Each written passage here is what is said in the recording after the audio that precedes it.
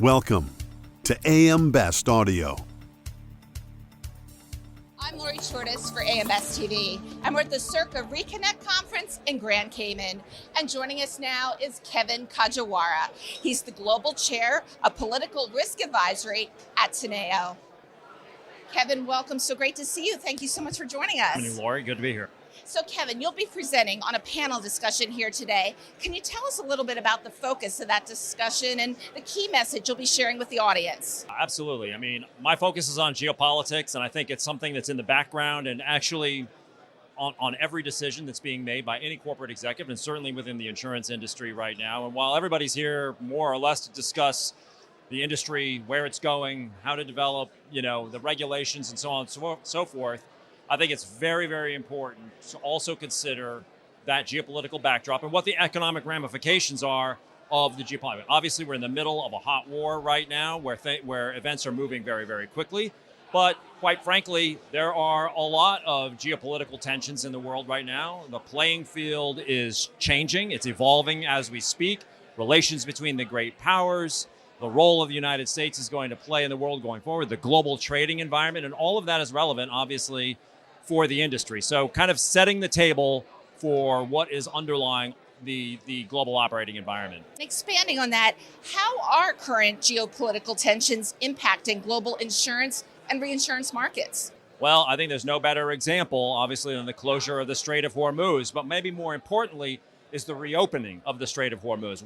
While the hot war was going on, there was nothing transiting the strait anyway, so that's not that big of a deal from an insurance perspective. But once it's open-ish, but the threat of ongoing hostility is still looming out there, and there is a political imperative to get product to market, there's going to be pressure to get those ships out of the strait. And frankly, all of the downstream ramifications of the holdup of that choke point, even if it's now starting to come to an end, but we haven't. It's going to take a while for all of that to all the normalization to filter through to the greater economy and downstream. So this is highly, highly relevant. And it's just the latest, in a series in the last decade, in a series of events, some of which have been geopolitical and others have been, for other causes, but have shown the vulnerability of the sort of global trading regime, whether it's the pandemic, whether it's the Russia war and Ukraine, whether it's a blocked ship transiting the Strait of or the Suez Canal. All of those things have a downstream effect. Kevin, which regions or markets are most affected by shifting geopolitical dynamics? Well, this is the thing. Every region of the world is being affected by shifting dynamics. And we've seen this earlier this year in the Arctic, something we don't even normally talk about when there's threats against Greenland or the reopening of the Arctic, the opening of the Arctic trade routes because of the warmer northern summer. But quite frankly, the role that the United States is playing, the evolving role of China, the transatlantic relationship and the strategic alliance with NATO, the wars that we've just been talking about, the political impact of climate change on a lot of countries around the world, an evolving trading regime around the world. So therefore, there's really no part of the world, even right here in a little island in the Caribbean, that is untouched by this. And, but I think the point is to have as clear-eyed a view of how that playing field is evolving, right? Because not only are there risks that need to be mitigated, but the flip side of that is there's enormous opportunity that gets created. And those who have a clear eye about that are the ones who are going to be best poised to take advantage of it. Customize your data experience. BestLink now offers an interactive company dashboard that provides company-level intelligence in a fast, user-friendly interface featuring interactive tables, charts, and Sparkline performance histories. Customize the dashboard tiles to prioritize the insurer ratings, data, and analytics that best support your workflow. AM Best. Our insight, your advantage. What are some of the lessons that have been learned from recent volatility and global disruptions? Well, I think a couple of things. There was, before the Russia invasion of Ukraine, an unprecedented moment when the United States government and its intelligence community elected to declassify intelligence and declassify analysis and warn multinational corporations about what was impending and to get ready for it. In the event, some companies had listened, some companies hadn't. I think that's lesson number one.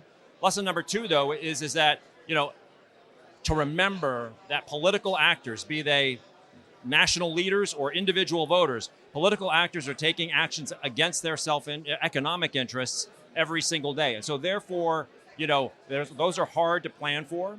So I think scenario planning here is very, very critical. You cannot plan for every single possible event that's going to happen out there. But what you can do is test the assumptions that you're making when you're making a strategic decision. Can you really back that assumption up? Or you have to acknowledge what we can't, certify essentially, and then you have to quote unquote price that accordingly. And Kevin, looking ahead, how can the insurance and reinsurance industries position themselves for an evolving global landscape? I think it is, number one, it is to be very, very clear-eyed about everything. And going back to what I've just been saying in the last few minutes, it is being nimble. It is scenario planning in such a way that you can test some of those assumptions. I think, it is always tempting in this industry, of course, to look at history to try to decide, determine the probability of something going forward. But you have to acknowledge that things are always a bit different. And so therefore, you've got to have a clear-eyed metric by which to look at that. That's number one. And I think the other thing is remaining on the front foot because governments are no longer working in as much concert, right? They are much more discreet. They are looking after their national interests. In not that they haven't always been doing that, but it's more exaggerated now. Let's just put it that way. And as a result, I think engaging properly, because the insurance industry can get called out by political figures, and so being on the front foot about that will better inoculate you against that political pressure down the road. Kevin, such a pleasure. Thank you so much for joining us today. Greatly appreciate it. Thanks for having me. Really appreciate it, Lori. From the CIRCA ReConnect Conference in Grand Cayman, I'm Lori Chortis for AM Best TV.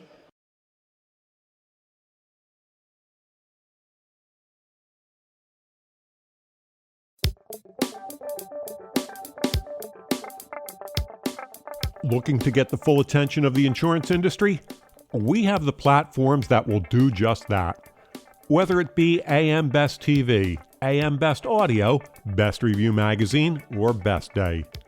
Find out more by calling AM Best Advertising Sales at 908-439-2200, extension 5399, and have a great day.